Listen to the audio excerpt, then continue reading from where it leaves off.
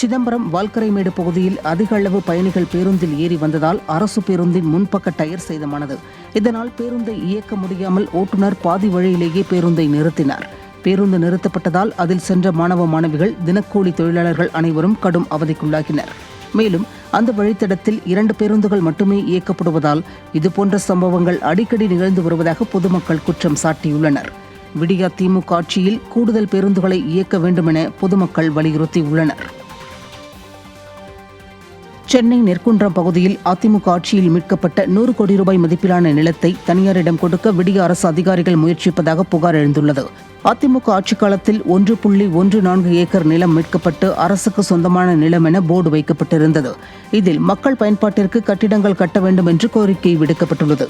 இந்த நிலையில் விடிய அரசின் வருவாய்த்துறை அதிகாரிகள் அந்த இடத்தை மாநகராட்சியிடம் ஒப்படைக்காமல் உள்ளனர்.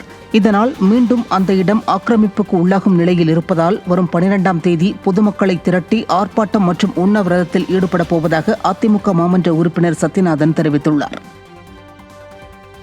அரசை திரும்பி பார்க்க வைக்கும் விதமாக, இந்த வருவாய்த்துறையை திரும்பி பார்க்கும் விதமாக எங்க ஊர்ல இருக்கக்கூடிய நகர்களில் இருக்கக்கூடிய அசோசியேஷன் எல்லாரையும் கன்சல்ட் பண்ணிட்டு, வியாபார பெருமக்களை கன்சல்ட் செய்து எல்லாரையும் அணுகி கேட்டு வருகின்ற 12ஆம் தேதி ஒரு நாள் அடையாள உள்ள உண்ணாவிரதமோ இல்லைன்னா ஆர்ப்பாட்டமோ நிச்சயமாக ஊர் பொதுமக்கள் சார்பாக செய்ய இருக்கின்றோம்.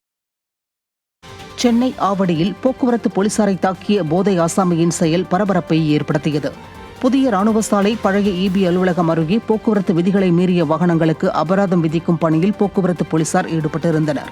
அப்போது அந்த வழியில் வந்த போதை ஆசாமி போலீசாரை பார்த்து தகாத வார்த்தைகளால் திட்டி சாலையின் குறுக்கே பாய்ந்து ரகளையில் ஈடுபட்டார். அதனையடுத்து சமாதானம் பேச வந்த தலைமை காவலரை தாக்கினார். இந்த சம்பவத்தை அடுத்து போலீசார் ரோந்து வாகனத்தில் அந்த போதை ஆசாமியை ஆவடி காவல் நிலையத்திற்கு அனுப்பினர்.